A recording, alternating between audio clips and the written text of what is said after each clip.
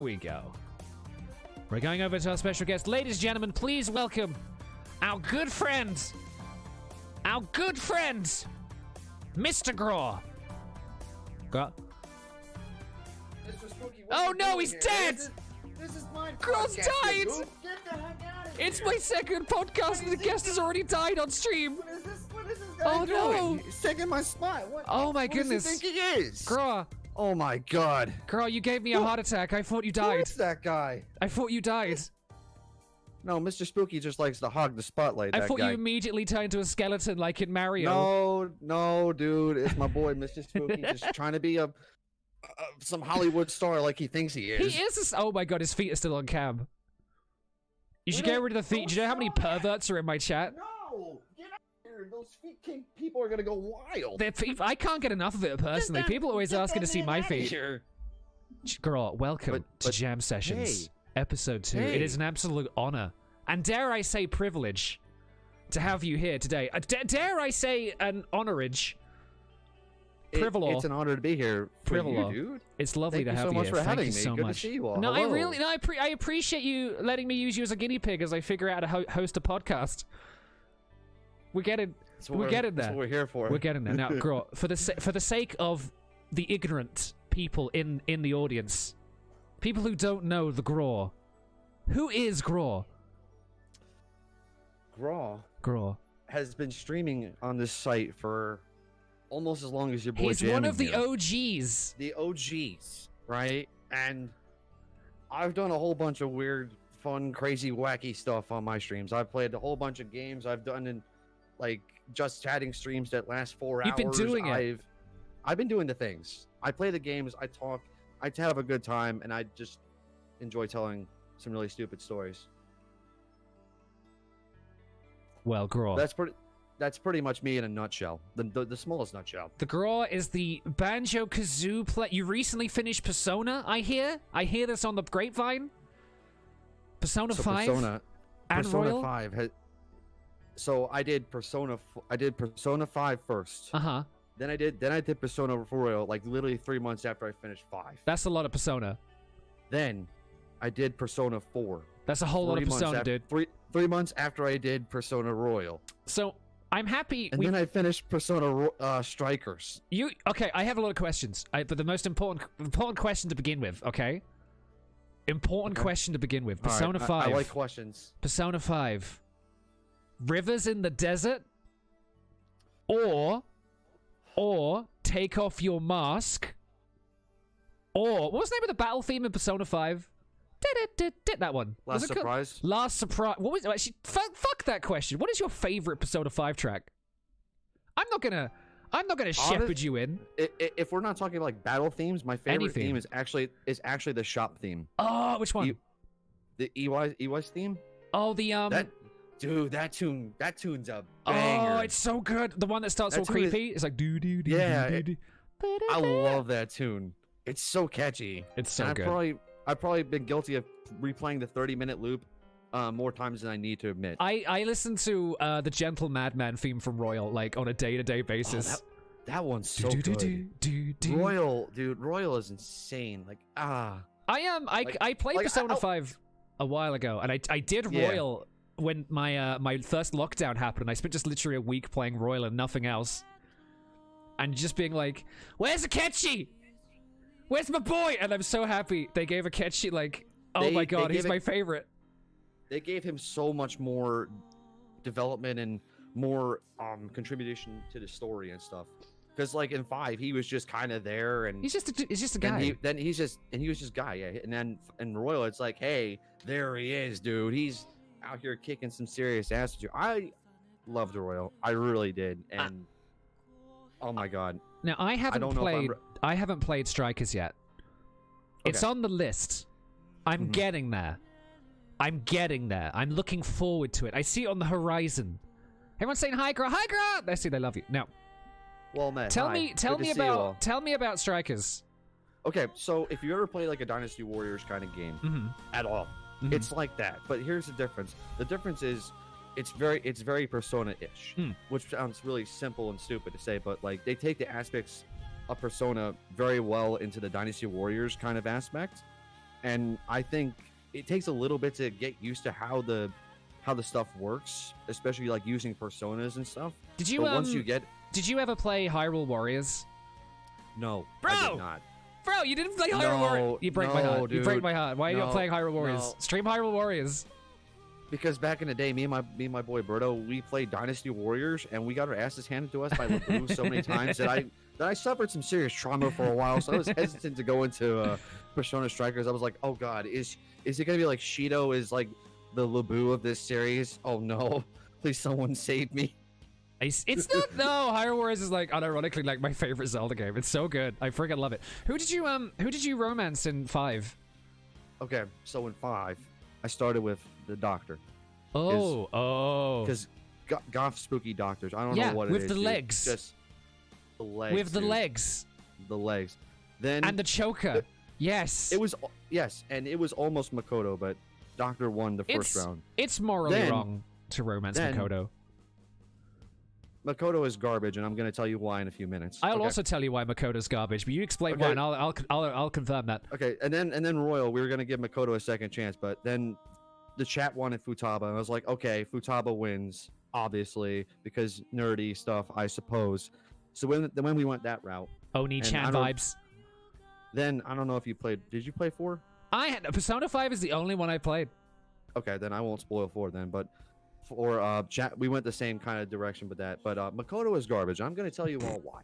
Go. I'm ready. Okay, so Royal, we were trying to finish out the Confidence, right? We were trying to finish it all out. We were trying to get everybody done, and we were waiting for Makoto to hang out with us so we can get that one last point, and she never damn did. It was like day after day. I'm like, Makoto, where the hell are you? Come on, we need a second point. And sure enough, on the last day, right before the crucial events are going to happen, she wants to hang out, but we have to hang out with someone else to make the story progress. So I was like, we're never picking you ever again. I respect that. I'm sorry. I respect that, but however, Makoto, yeah, go. However, in Strikers, it's a whole different ballgame. She punches the hell out of people, and I like punch women. It's good. I'm all for punching. I love it. I like punch girl on motorbike with spikes.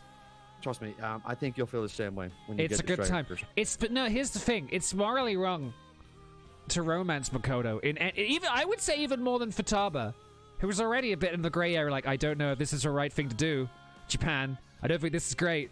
Because it is wrong, Grawgh. It is wrong to date someone when all you can think about is their far hotter older sister. Why wasn't she a romance option, You'll be hanging out with Makoto. Oh my god. But you'll be thinking about Sei. Like, seriously. Because she's really she's beyond. She would break Joker in 2. Dude, like, Joker can't handle that. Oh my god. He can't handle that though.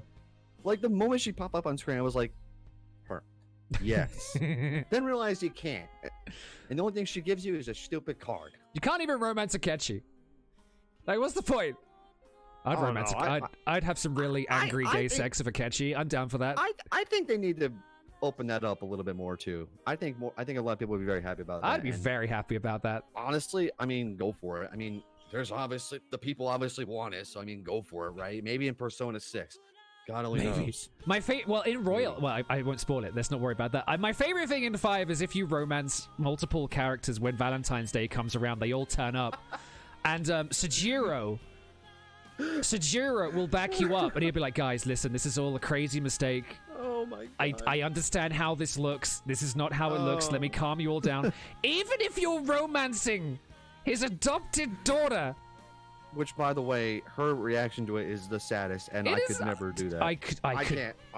I think it's canon for Joker to do that, but probably, definitely. It's so good. It's so good. Makoto is hot though. I'm not going to digress on that. Yeah, Makoto is definitely great. If I was in that age range, Makoto, but myself now is like, what's the name of the teacher? Connie. It's been a while now. Kawakami. Kawakami. Dude, she was a second. She was a very high second. Yes. Again, very dodgy. Thank you, Japan. But I personally would absolutely go for that. I've seen art online I've seen some art on Twitter that is very interesting of that character. I mean, Kawakami, underrated as hell. That's all I'm gonna say about it. She's underrated as hell. Can we talk about that Banjo-Kazooie picture in the background? Because I mentioned this before we started. That guy? Yeah. Let me go grab it. Go grab it.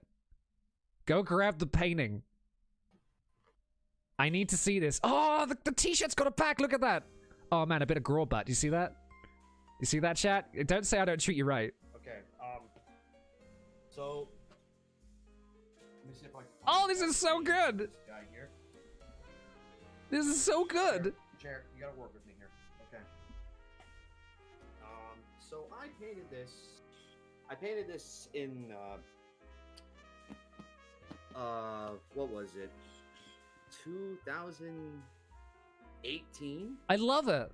2018 or so. I can't. You really. I am deaf. Help me. Oh, you take your moment. That's fine. You really captured Banjo's like rabid madness in the eyes. So it was like based off of nuts and bolts. Like turnaround, but I made it more like N64 way. But it was a final for painting, which I actually am terrible at. I can't paint to save my life. Dude, that's a great painting. This is the proudest painting I've ever done. It's fantastic. My mom's Phantom of the Opera painting. You should keep that as a family heirloom and hand it down to your children or whatever you can do. Yeah, I'll hand it out to my child. I'll be like, here you go, son. He'll be like, what's this bear and bird on this piece on their of 18th wood? birthday, you hand it down to them.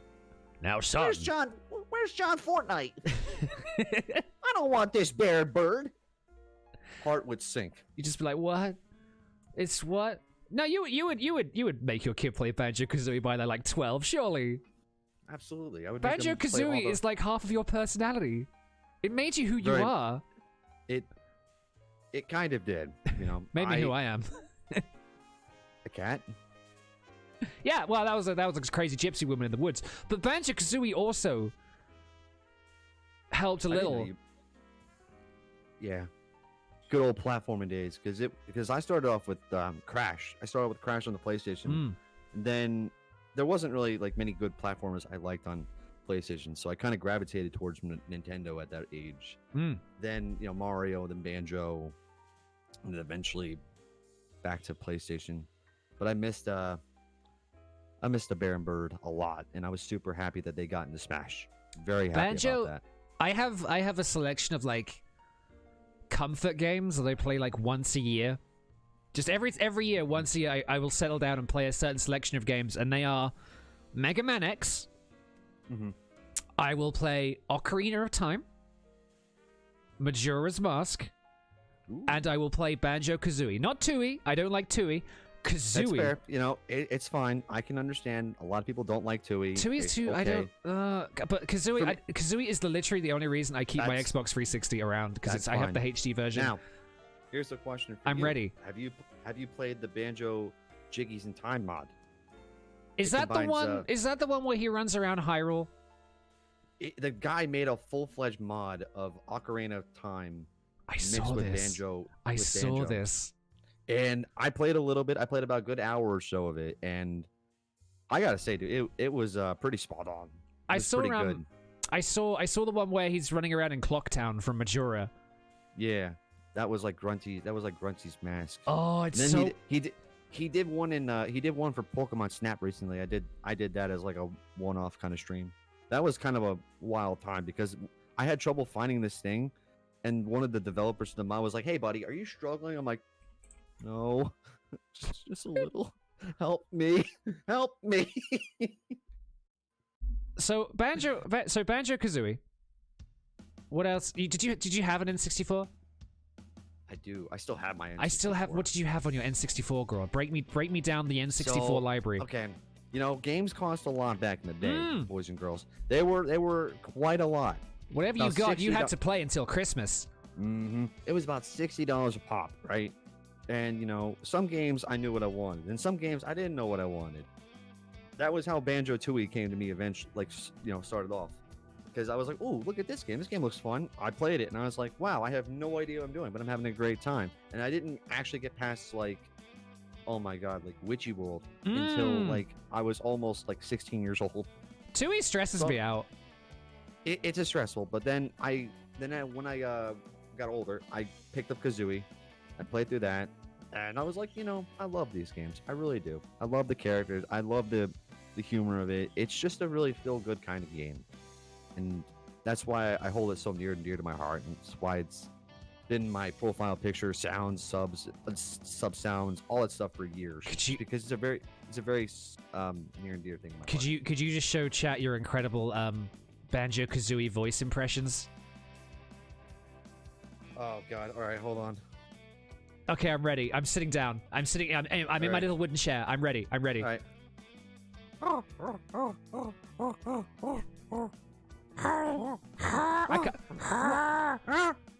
My Kazooie impression. Your banjo is so good, though. I think it's because I got that that lower thing. My Kazooie is like.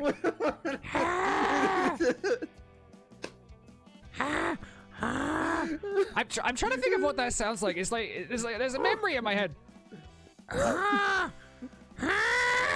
It's like I can't. What does that sound? That sounds like something I've heard before. I'm just trying to think of what. It's like, it sounds like I don't know. It sounds like Marge.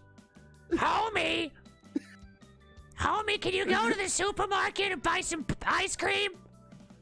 Oh, sure, Marge. Oh, sure. I can't do banjo. You got... How do you do that? The throat control. I think it's because I often do like goofy. I do like a goofy kind of voice, and it's just kind of like is close to that for me. So, that's so good. When I start talking like this, you should contact Rare. You need to send them like a little demo reel. Well, hey there, I'm gonna voice Banjo for you. No, I'd be like, well, hello everybody. Wrong character. My name is Grawgh, and this is my demo reel for Banjo Free.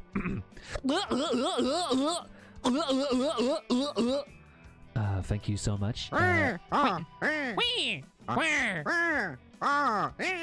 had a friend get really, cause he hates Banjo-Kazooie, and he's like, I hate the music and I hate the sounds. And I'm like, I totally get it.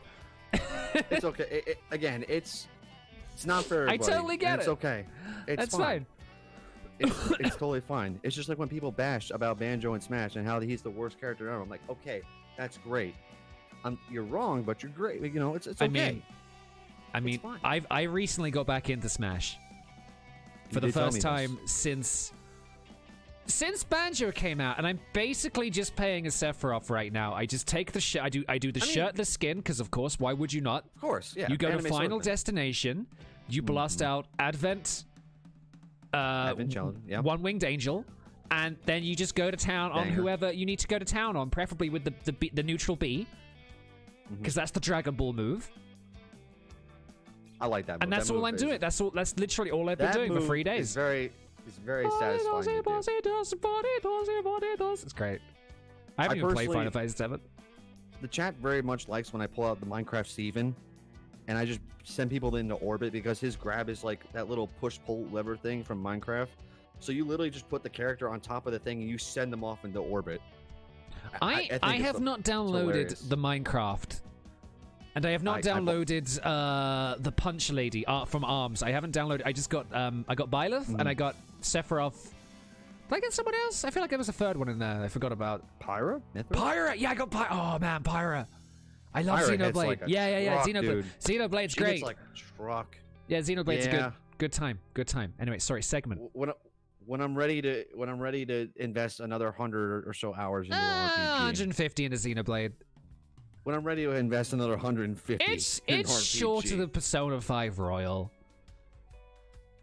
Xenoblade is very good.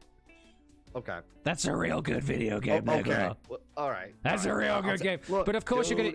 Now we had a chat the other day, and you said, and I remember the conversation. You were like, "Jam, I'm going to play Dark Souls," and I was like, Grawgh, are you sure? And you were like, absolutely. There's nothing that could not stop me. And if I don't stream it next week, I think I'm literally just going to leave.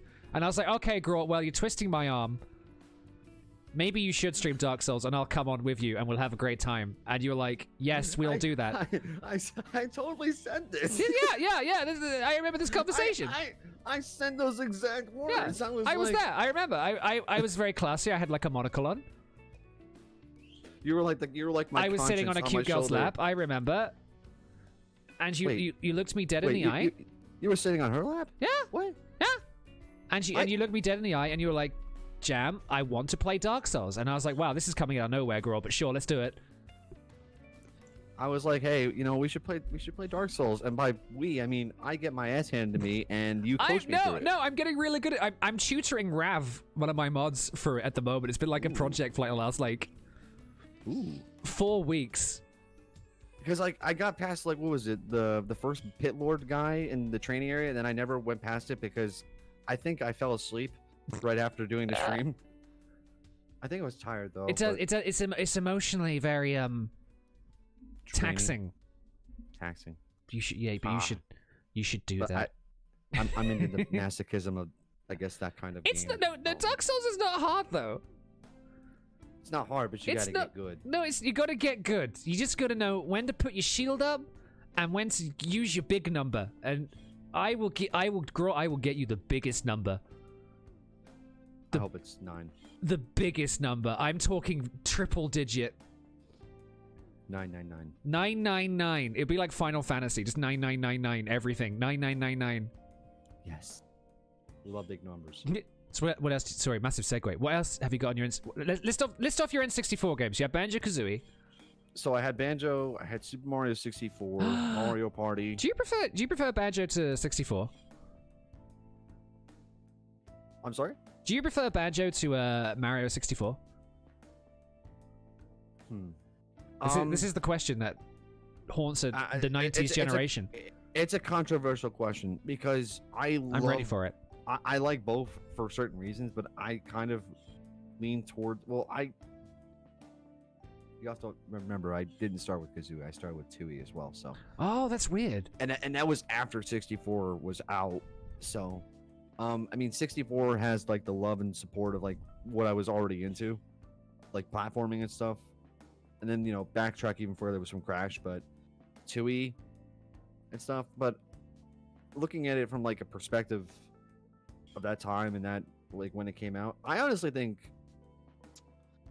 Banjo is a little bit more superior, but Mario agree. They're both good, right? I appreciate 64 for what it did. Yes. But like a World War II veteran, while I respect what they're doing, there's a point where I have to be like, thank you for your service, but now I'm looking at Banjo-Kazooie, the hotter model, and going, it's like that Top Gear meme where it's like, I like this, but I love this. Mm-hmm. And Kazooie is just better. I mean, in every respect. It's a Mario game. Mario does the thing. He jumps, he gets to the end, he does the wahoos. He does the wahoo! He does the wahoo really good, and I like the penguin, sure. Mm-hmm. Don't get me wrong, lots of pleasant memories. But Kazooie is oh jeez. It's got a charm to it. It's got a nice charm to it. If you look past all the sounds and stuff, I mean, it adds to the characters. The dialogue is good. The music though, Grant Kirkhope's memorable masterpiece stands the test of time. It stands the test of time in many respects. I was listening to it during the stream intro. I was having a boot. Not even just Banjo-Kazooie and Tooie. I still listen to some Donkey Kong 64 tracks. I listen to some country tracks. Oh god, I hate that game. It's okay. A lot of people do. Me? I listen to the soundtrack a lot. I love the game because, again, that's what I grew up with, and it is bad. It took everything I hated about Tooie and made it even worse. It was like, okay, let's take the really huge worlds from Tooie and make them bigger and make you go for it 5 times with 5 different monkeys. It did come after Tooie I hate it. See, here's the thing. No, I hate it though. No, I'm not. That's fine. I don't want you. I'm not gonna try to change your opinion on it. That's totally DK Rap's pretty good. The DK Rap is a thing. DK Rap defined a generation. I don't know. It's more of like the adventure for me. Like, I don't know. I just find joy in just going around finding everything in like a game like that. I mean, yeah, it's painful. It sucks. There's no point for half those collectibles, but just the fact that Donkey Kong had something like that at all, like a 3D kind of like open world kind of game like that. I don't know. Like, I would be up for something else like that, but I don't think it's gonna happen. I prefer the side. I really like the Donkey Kong Returns. I like the side scrollings. Yeah, the side scrolling Donkey Kongs are great. Ironically, I don't even like country that much, but I like the music. Country 2 still gives me nightmares about fighting K. Rool. I struggled on that boss. I remember streaming country for the first time like a couple of years ago, and I've never been so angry about anything in my entire life. Every minute of that game was a betrayal. I was like, what is this hitbox? Why am I so zoomed in on the screen? This music though, but everything else. The underwater music. Oh man, so they should put that on the radio, dude. Good. So good. How did it go? Also, I'm gonna turn the music off for a second. I'm gonna try and hum it. It was like then it went. And it was like, how was it? What was the actual theme? It was like, I can't even remember. I've got like this brain block. It was like some under. It was like probably that was it. Donkey Kong. No, I've got it in my brain. Hang on. No, wait, hang on. I'm getting the notes wrong. You might have to pull it up. Might have to phone a friend. I've got the free notes. I'm gonna get. Where's my phone? Hang on. I'm gonna play it through the microphone. Hang on. I need to play. It's gonna do my head in. What was it called? Sticklebush? Is it stick? No, it's not. Hang on. No, Donkey it's not. Kong. Good podcast. Donkey Kong Country, underwater theme, underwater music. Okay, hang on. Yeah. Yep, there it is. It was like a do. It's a good tune. Yes. Do like that. Oh, it's so good. It's so good. So you had 64 and you had Kazooie and Tooie. Mario Party, Mario, Pokemon Snap. Oh, Snap was good. Snap was great. I don't know how I feel about the sequel though. I'm gonna be honest with you. I'm down for it. I mean, I don't know. Like, I'm not in a rush to play it, but at the same time, like, I kind of wanna. But I know it's not gonna be the same old Professor Oak telling me it's wonderful. It kind of hurts my soul. I haven't played a Pokemon game since I think X and Y were my last ones, and I just swear every year, like, there's this massive discourse on Twitter about everyone getting really mad about Pokemon. I used to be one of them. Twitter's mad about everything, though. But then I just sort of realized they're mad about air. Why are people mad about Pokemon? Why are people mad about anything? It's been. I mean, here's the thing. What's the big deal? You should be grateful we get anything. At all. People get mad about Pokemon because it's been the same game for 20 years. Yeah, and they're well aware of what it is. They know what it is. They're like, okay, we're just gonna keep doing this, keep adding things, and we're gonna keep selling them for millions and millions of dollars. Yeah, because people love their Pokemon. People love the Pokemon. They like it. Pokemon. They like it a lot. But But the thing is, like, I look. When did the first Pokemon game come out? 96. 96. It's 96 or it's around there somewhere. Because I remember I had it. What other game came out in 96? Resident Evil 1. Resident Evil 1 came out in 1996. And if you look at those two series, look at how, like, look how Resident Evil.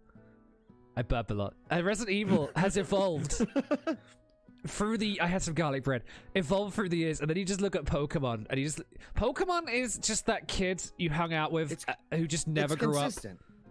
It's consistent. It's consistent. Like, make some minor changes, but you know, it is what it is. I don't get it. But the new one looks cool. I like Snap. The open world one? The open world one looks really ugly, but I'm probably gonna buy it. It's very well. I mean, I don't think it's gonna look like that. I think it'll probably be like closer, like Sword and Shield kind of thing. I want to support them doing different things, and I feel like I should buy that game. It's very ambitious for what it's trying to do. Also, there's a role.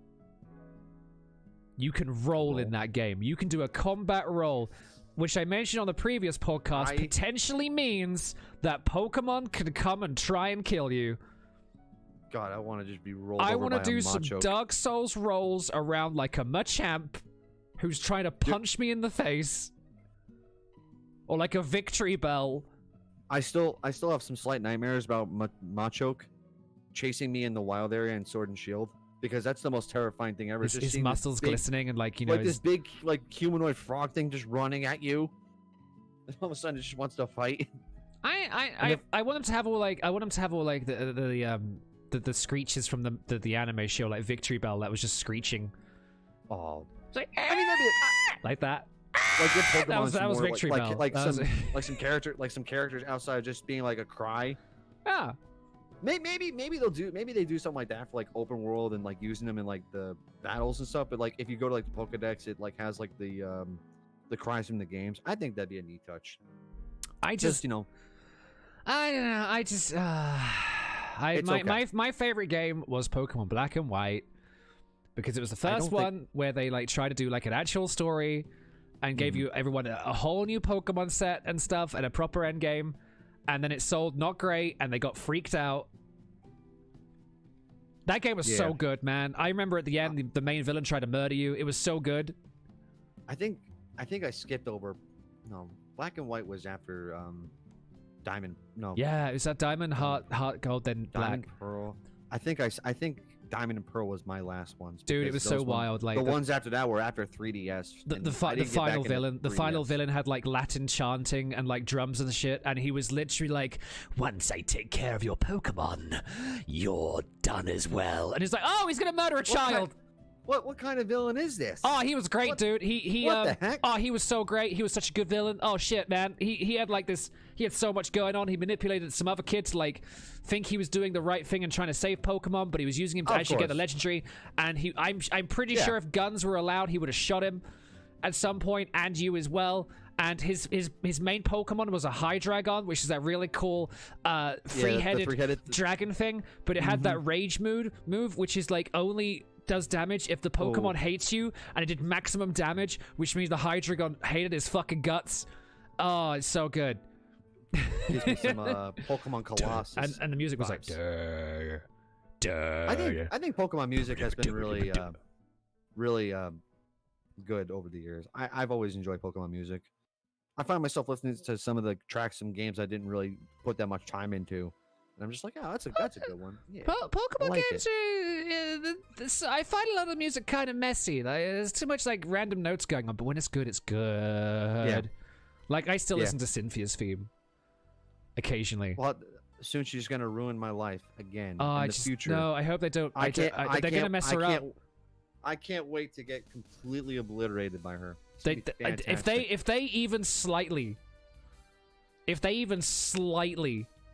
mess with her. In fact, they should have like 10 levels on to her Garchomp. Make her even more terrifying than she was in the original. Dude, what was that theme tune like? It was like I'm trying to remember her. It was like very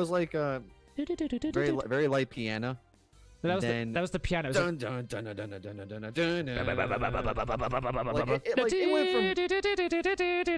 that was the one. It went from like 0 to 100 really quick. And you knew you were in some deep shit. Oh my god! When you saw that Garchomp come out, and you're like, how the hell? Like, no, the Spiritomb. The Spiritomb was hard to beat back in the day because there wasn't a real direct answer to it. Back to me ranting about Pokemon Black for a sec, because I get very passionate about this topic. There's a bit where it's after the game, and you're doing like the post game stuff, and you're on a beach. You're just going through all the houses, and you just open one of the houses, and Cynthia is right there, with no warning. And she spots you the moment you go in, and you're in a full Cynthia fight. And she's even stronger than she was in Diamond.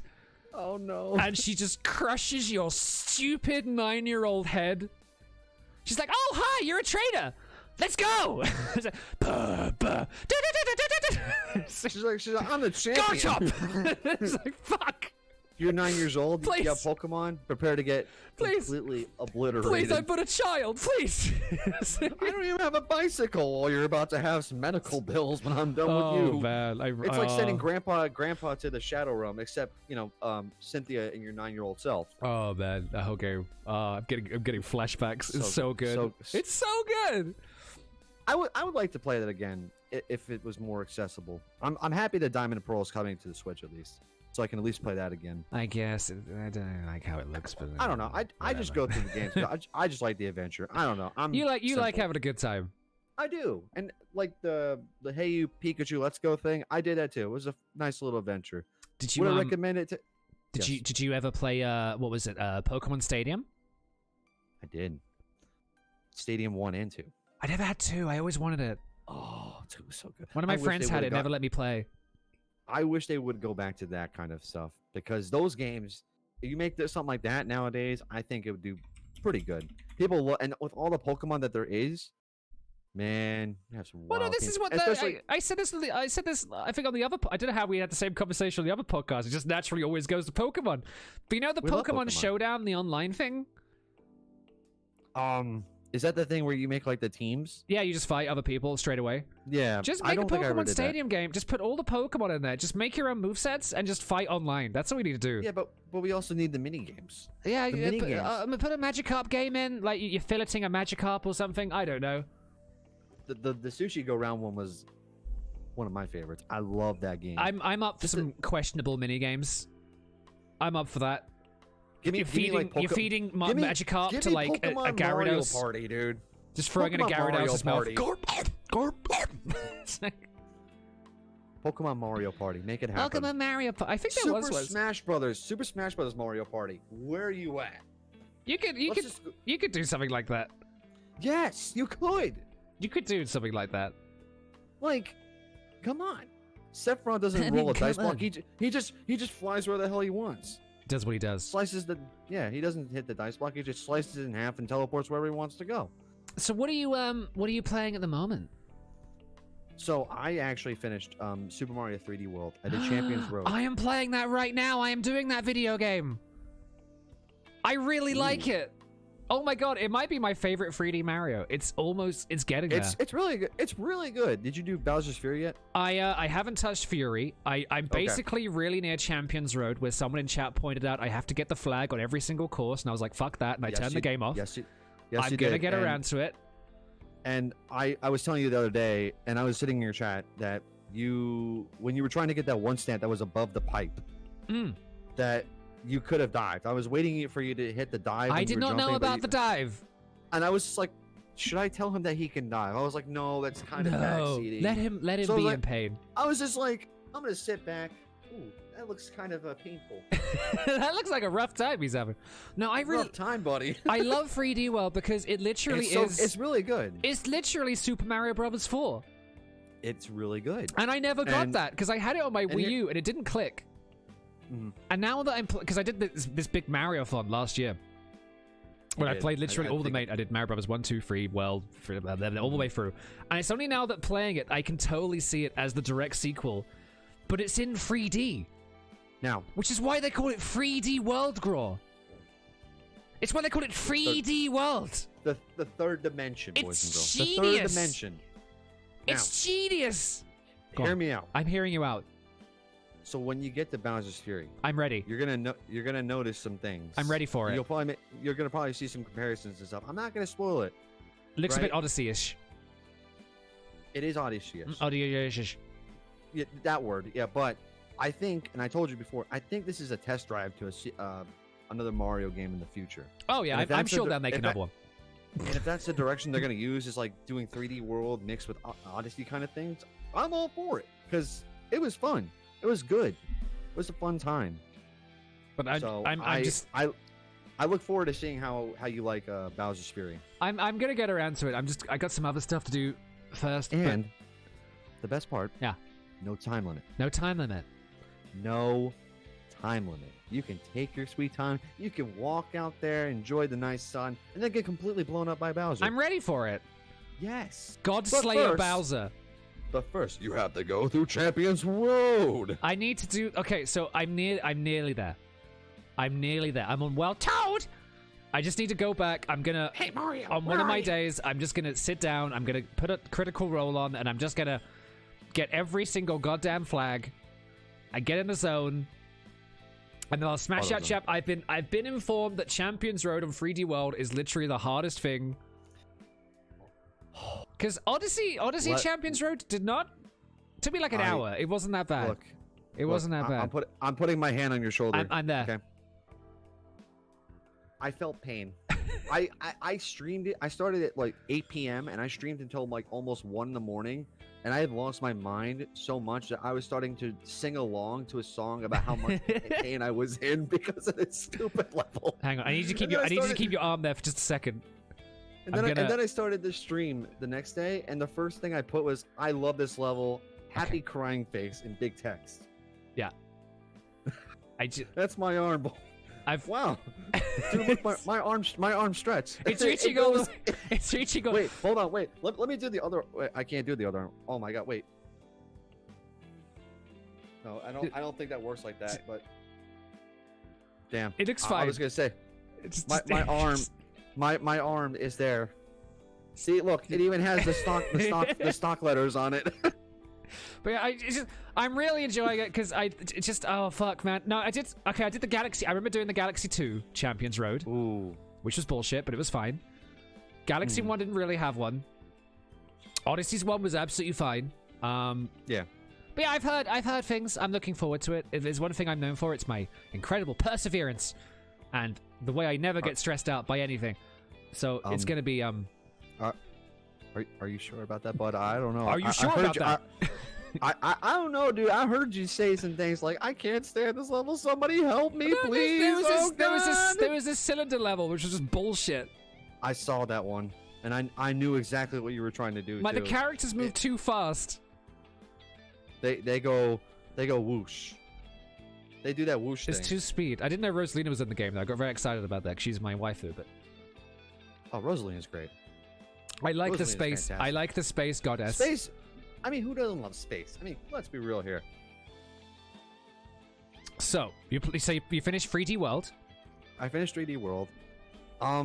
So I'm kind of in a toss up of what I want to do next, right? Because I wanted to actually try to figure out how to get my tablet set up so I could do some art on stream. Yo, that'd be great. Because I would love to learn how to do some digital, even though I'm more like traditional art. But if it's not art, I was thinking about doing either Fire Emblem 3 Houses, Pikmin 3, or something else. I haven't decided yet, but that's kind of where I'm at. Have you got a Switch? What else you got? I have a PS4 right now. You got okay. Now I'm gonna Grawgh, baby, Grawgh, my friend Grawgh. Have you heard of a game called Outer Wilds? I have. Have you played Outer Wilds? I played about an hour or so on the PC version. You should get on that. I think I don't know. I remember my old New Vegas playthrough was just an absolute mess of me just killing every NPC I saw. I think you're thinking of Outer Worlds. Wait, I'm thinking of... I'm talking about Outer Wilds, a completely different game made by a San Francisco developer. Whoa, wait a second. Wait a minute. What the heck? Why the games guys sound so Outer different? Wilds. It's a space game, which is also Outer Worlds is, I guess, at that point. But yeah, that's where I got me. I got hacked. Outer Wilds, bro. Chat, I can't read. I'm hacked. Outer Wilds, bro.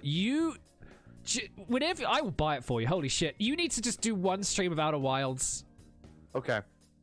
I have never. It is the most horrifying. That game genuinely terrifies me. Really? It's a what? It's a horror game? No, it's not. It just captures the horror of being in space.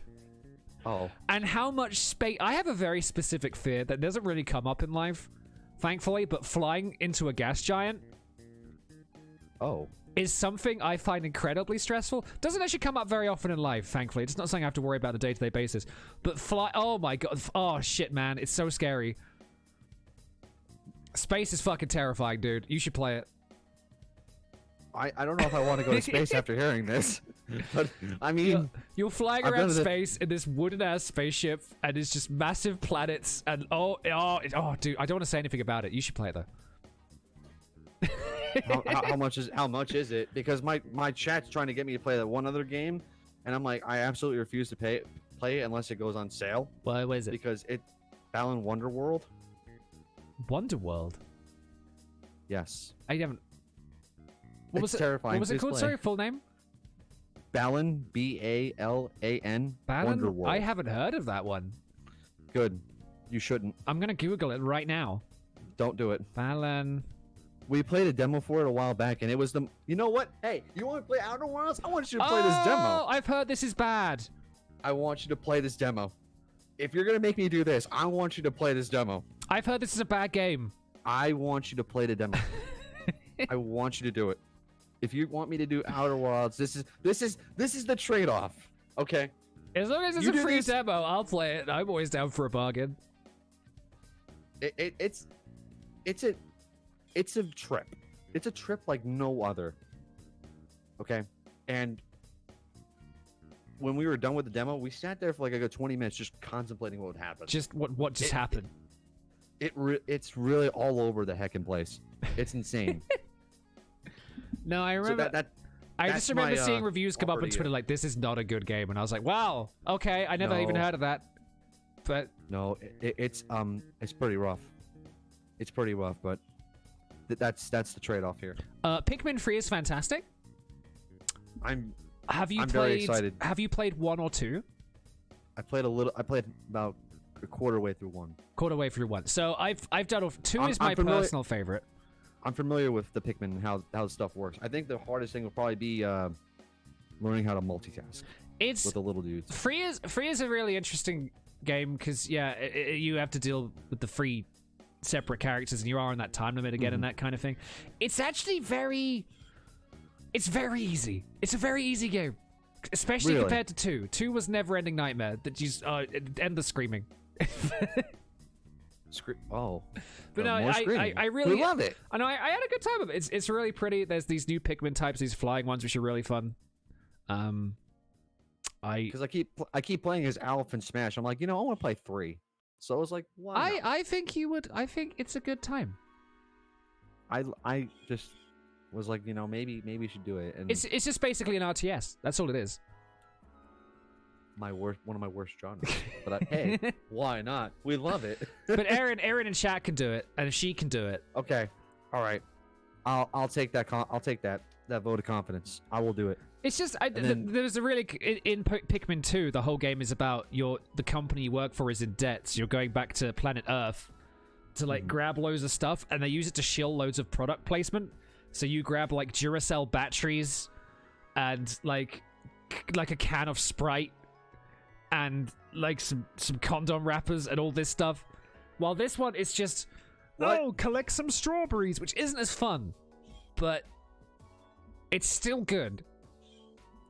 And there's a lot of like extra content and stuff. It's a great time. It's a great time. The whole game? Yeah. What is the whole game? She's probably talking about the final boss. Where it goes pretty stressful. But we won't worry about that. Oh. We won't worry about that. It's fine. Okay. It's fine. There's a great done. So in Pikmin 2, there's a great there's a load of like randomly generated dungeons. Little caves, and you go deeper in the cave, grab more treasure. You've got a set amount of Pikmin. If you lose the Pikmin, you don't get them back. You just got to go back into the cave. And there's this one cave called the Subterranean Cavern. And it's like this water maze. And basically, you go like down 2 levels, and this monster appears. And it's like this little fat water thing rolling around on a rolling pin. And you can't hurt it, and you can't kill it, and you can't slow it down. And all you can do is run. And try not get your Pikmin crushed. And it's literally like Mr. X from Resident Evil 2. And except in Pikmin form. And I would argue even scarier. Oh. That's the final boss of Pikmin 3. So you have fun with that. It's great. So you spoiled the boss for me. No, Love it. it's on the fucking cover. It's fine. Don't worry about it. Don't worry about it.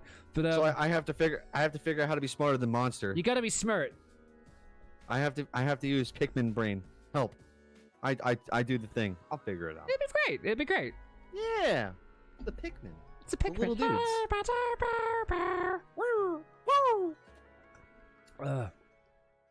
You got anything else going on the stream at the moment? Stream wise, I mean, I kind of just really pop on, do whatever. If I feel like playing games, I'll just play games. Sometimes I just play games. I just like to just hang with the chat. I'd go on like super late night streaks. I've started doing that recently.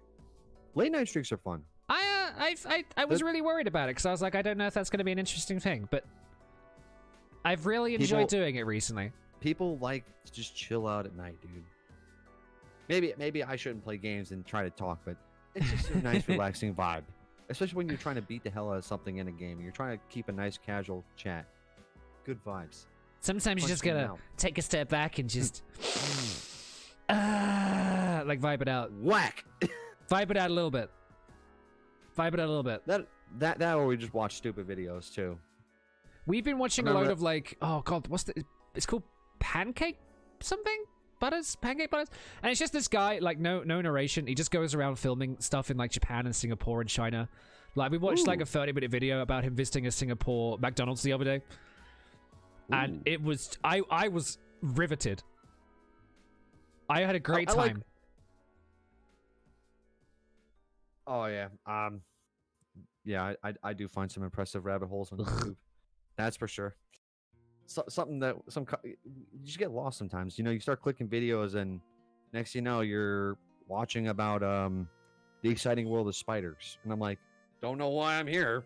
I'm here. Here I am. I had a very odd love affair with training videos. Like those old training videos from like the 90s and 80s. Yeah, I watched a 1992 training video to how to work at Blockbuster. I saw that one, dude. One for which is really weird because she's working, and then this guy in the TV is like, "You didn't sell him a VCR cleaner." It's like, "Oh, I'm sorry, Blockbuster God, please don't punish me anymore. Please, no electric shocks." And I saw one for I think it was like Pizza Hut. I saw the Pizza Hut. Pizza Hut was really good. I saw Wendy's, McDonald's, Blockbuster. Which is the one with the wrap? I think that was Wendy's. I saw the one with and without the wrap for the Wendy's. There's a without wrap version. I think so. Yeah, I'm pretty sure that's what I was watching. Then I remember there was one for the movie theater as well. That one, oh boy. I really enjoy those because they help me deal with the crushing. It's a throwback. The crushing cold that is retail. Yeah. Like, they suffered too. I wonder where they are now. Still suffering. Still suffering. 20 years later, still suffering. Just still there. There's always every shop always has that one guy who's been there for like 20 years, and it's slowly becoming me because I have to work even though I'm a cat. Yeah, there's no justice. Cat's got to bring home the tuna too, right? Still got to pay tax. Apparently, they were like, just because you're a transformed animal doesn't mean you get out of tax. You think that's a dodge? You got to pay fluffy tax. Oh, I don't want to pay a fluffy tax. The fluffy tax. But they were like, you got to go, and I was like, I literally don't have thumbs. I feel that. I feel that on a personal level. Speaking of working thumbs, at a place so long. Have you watched or have any interest in the Godzilla versus King Kong movie universe? I'm half and half on it. It's not like I'm gonna jump or like go right into it, but if it's offered to me, I'm like, oh, okay, I'll watch it. Because I watched Godzilla versus King Kong last night. And what did you think of it? Godzilla has always been my boy. Of course. If he was my height, I would hug him. He just needs a hug. But why can't you just evolve into Mega Cat? I really love like B-movie tripe. It's one of my favorite genres. It's half the reason I watch like all the Nicolas Cage films and the Godzilla films and anything along that line is like a big thing for me. Nicolas Cage films, I would highly recommend checking out if you're ever into that. Because Nicolas Cage films are a good time. He makes two kinds of film. because Nicolas Cage is a very interesting man and he has a lot of debts because of like buying like full-size Tyrannosaurus skulls and like Mongolian like carpets and spaceships and shit. He's got a lot. He's got a lot of stuff to pay off and a lot of credit card. That's fine. So he makes two sets of movies. He does movies where he's literally there to make money. And he does movies where he's actually got a director who understands why he's insane and can harness the madness to actually make a great movie. Like Mandy. Oh, Mandy's so good. Color Out of Space. We watched Willy's Wonderland. Have you heard of this? I've heard of this. The Five Nights at Freddy's inspired I was gonna watch film. that with my boy. I was gonna watch that. I won't ruin it for you. But he has no dialogue in that entire film. He doesn't say a single word. Great. And Great, dude. I'm pretty sure it was simply because they gave him the pitch and he was like, "Oh yeah, this sounds great. I don't want to learn any lines though." And they were like, I mean, he's the main character. No, man, I just want to. The silent protagonist. Yeah, I want to be a silent, like in the 1950s films. I think that'd be great. And they're like, okay, Nick, whatever. I want to be like the guy from the game. I want to be like Charlie Chaplin. I want to be Charlie Chaplin. I was like, okay, Nicholas, it's a good old. It's a Five Nights at Freddy's film. Mr. Cage, yeah. Okay, you do you. It is the worst film I've seen in a very long time, and I was giggling all the way through it. I just love it. I love this kind of tripe. The movies are so like B movies. Like they had a budget of like £5.50, and even then they probably had some change, you know. Me and my friend, we watched a whole. We live for like terrible movies, and whenever we're together, we usually look for like the worst movies on Netflix or whatever. And we found this one movie, but it was actually super low budget. But the plot twist of it was so insane that like we actually had to go back halfway through the movie and rewatch what was going on. Because like, what in the world was this? What was it called? Oh god, I think it was called like Babysitter.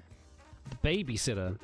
It was like a movie about a babysitter, and the dude wanted to like kiss the babysitter because all kids, as you do, I guess, as you do, but it turns like a whole different direction, and I'm not gonna spoil it because it's like half the plot, but the trailer makes it misleading, and if I can find it, I will send it to you. Is it just called The Babysitter?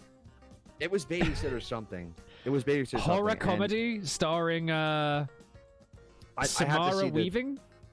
I'd have to see the cover to remember what it was. It's got like this woman. It's all pink but she's wearing like sunglasses. It says, "Dream girls can be a nightmare." When Cole stays up past his bedtime, he discovers that his hot babysitter belongs to a satanic cult and will stop at nothing to keep him quiet. That was one of them. That was one. That was another babysitter-based film. There was two of them. There was two of them. I'm gonna have to find the second one for you. Okay. But I mean, if you're into that kind of stuff, give it a watch. I mean, it's terrible, but it's I'm all about it. It's good fun. I miss the cinema a lot. I'm still not gonna go back to cinemas this year. I miss them a lot though. I don't want to go back to the cinemas. I don't want anyone near me. It's usually because people laugh at nothing.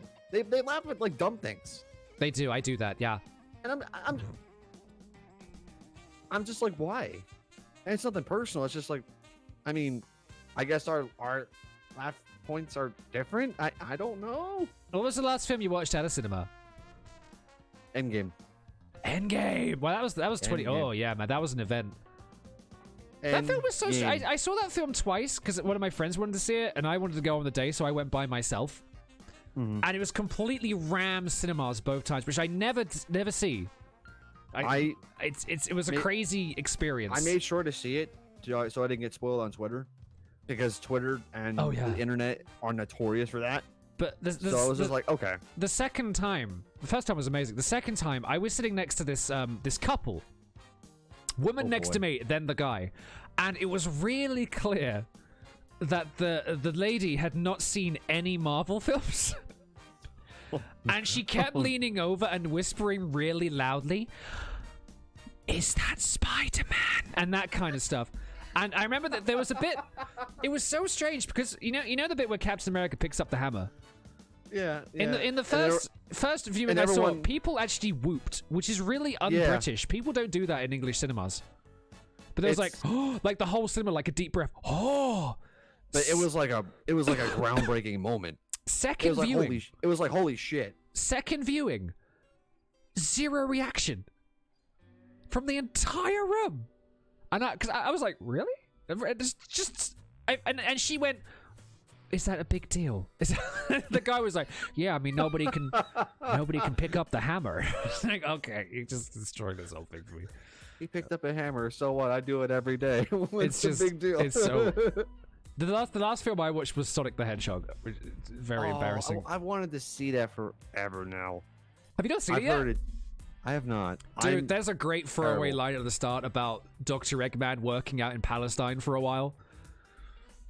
And just the idea of him out there with his death robot with the massive ball on the spin. just going through these houses. It's just the most like insane visual in my head. Oh god. Fucking music's playing, like these just families just fleeing for their lives. They're fleeing from Dr. Eggman. Oh my lord. The Death Egg is just there. Assisted by the US military. Like what's that? The Death Egg. It's the Death Egg. Oh, I need to see that because I haven't. It's not great. I wanted to see it for a while, but I mean I gotta see it because my boy Jim Carrey's in it, and I don't know. I grew up with the man, so it's so Jim Carrey is the best thing in it, but that. Oh yeah, I've heard. It's especially since he like digs back to the old Jim Carrey movie days. That's what I've heard. You'll have to tell me if there's a lot of really weird product placement as well. Like they keep talking about Olive Garden. And I swear to God, I'm not even lying. There's a bit where like they all look at the screen and go like, golly, I could go for an Olive Garden right now. Here's the menu. I swear to God. Olive Garden? And really? there's like a bit where like the family are looking for a new flat in like San Francisco or something, and they like have the camera zoom in on the website they're using for like 20 seconds. And it's like, wow, this website is so convenient. It's like, Got to make sure we get that little bit of mustmove.com. It's like, okay, guys, can you please? Gotta get it in there. Please. Might as well throw an ad. Might as well throw a full-blown 30-second ad in the You're killing me. You're killing me. You're killing me right now. But yeah, it was because I have the cinema pass where I go as many times as I want for free. It's great. Ooh. It's like £80 for the year, and then you just rinse it. You rinse it. Nice. And yeah, I watched Sonic the Hedgehog. I watched Parasite, and I watched The Lighthouse. Ooh. Are you into like horror creepy shit?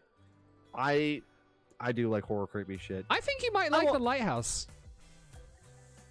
I very much enjoy like spooky kind of unnatural, supernatural, weird. Robert Pattinson and William Dafoe going crazy in an island together with homoerotic overtones for 90 minutes. I can't help but think just nothing but vampire and where's Spider-Man. Kind of. Yeah. That's the first place my mind went to. It's just this vampire and the Green Goblin just trying to. Literally, I mean, it literally could be the same universe for all I know. It takes place in the 1920s. Who's to know? It's fine. You know, I'm something of a scientist myself. You know, it's like, where's? Come join us, Spider-Man. Everyone's talking about the Snyder Cut. They should bring back the Raimi universe. Oh, I think there was like rumors about it for like a while. They were gonna like mix the Spider-Mans, but I don't think it ever went through, and that's really sad because that could have been really damn cool. Like having all the original Spider-Mans. But yeah, I think it just would have been fun. I think it would have just been fun to watch something like that. But I know some people in chat have watched King Kong vs Godzilla. They got very excited all of a sudden, but we won't ruin that one yet. It came out like 2 days ago. You should watch all the Godzillas though, Grawgh. You should watch.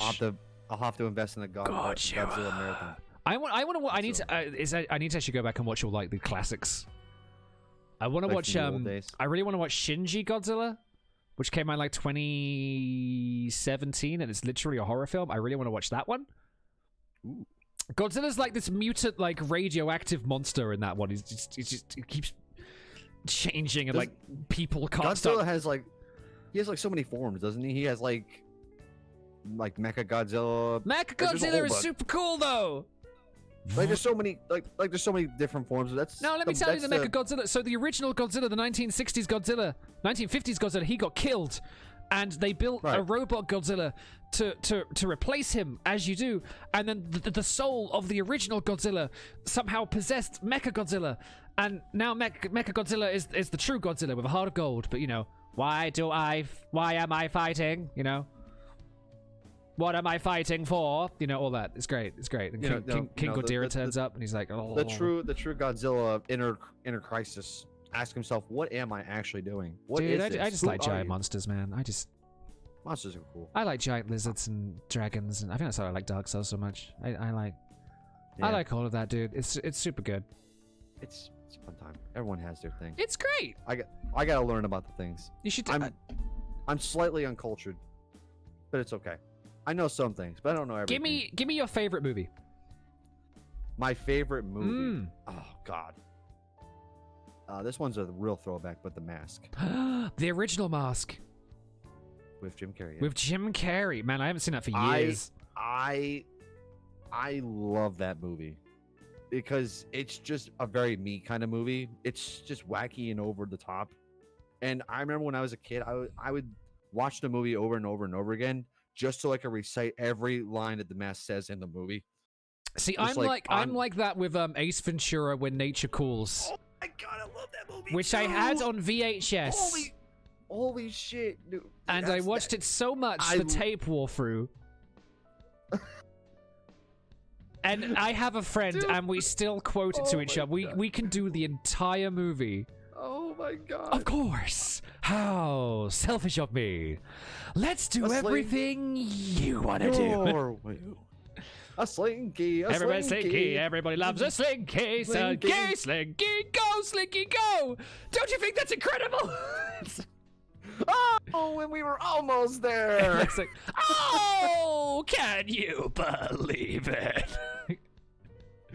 Dude, it's so incredible. I have more lines from the first one, but the second one, still a banger. And you do must not pass go. Do not pass. Collect $200. That's so weird that we both went for the same scene. That's so strange. Because it's iconic. And you must be the Monopoly guy. Do not pass go. Do not pass $200.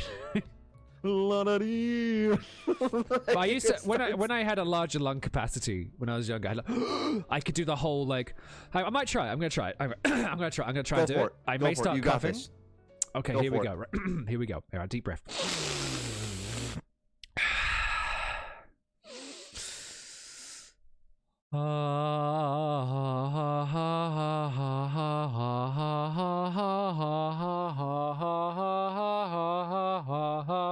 Alrighty then. Oh, I ran out at the end. Oh my God, I started to black out. You had it. I almost had it. I used to be able to. You held it. Alrighty then. I remember I got really mad at the game once, and I was frustrated, and I died, and I played that clip just to calm myself down midstream. Oh, nobody wants to play with me. Excuse me, everyone. UPS, got a package, people. I was around one of my friends last week, and we usually like watch one movie a week. We watched The Predator, which is great. And we were randomly switching TV channel. I haven't watched TV for like 15 years, so it was a very novel thing for me. I was like, people watch adverts, and it showed Ace Ventura, and I was so excited because it was on that scene where he's at the tribe, and he's having the fight with the guy, and he's like, throw it, I dare you. It's like right in the leg. He's like, ah! It's like I was dying. I was laughing so much. I was hyperventilating. Don't just stare. Throw me a spear. And then he threw the spear through the other fucking leg. And he's just screaming while it's in the bone. It's in the bone. It's in the bone. And they're all just like laughing at him while he's got these spears in his leg. I didn't actually know the first film that great. I only watched it once or twice. It's because it had a higher rating when I was young, so I wasn't allowed to watch it. The crazy football line. What was the crazy football line? Oh, wait a second. Hold on. I'm trying to think. I think I might know which one it is. Is that the one where he's in the asylum and he's like, I'm ready to go in, coach. Just give me a chance. I know there's a lot of writing on it, but it's all psychological. I'm going to execute a super passing, super slow-mo. I need to rewatch that film. I need to rewatch it. I barely remember anything about the first film. I remember the bit where he's in the swimming pool and he's like, I can't do it, Captain. I don't have the power. Oh, how can I work with all this shouting? With who's the shouting? Who is that?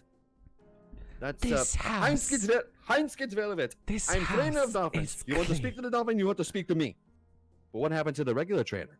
What happened to him? What happened to me? I'm surprised I remember that. It's so sad. It's that film and I could do the whole of Hot Fuzz. I'm pretty sure I could recite that entire film, like word for word as well. Like there's some movies and some things I think people could just yeah.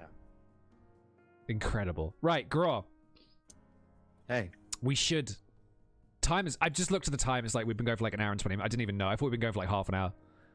The time is fucking flown. That's the good thing. You know, when we talk, it's like, oh hey, time's really flying by. Damn. It's beautiful. Now this is the self-shilling segment. We can put your channel link in chat. Is there anything else you would like?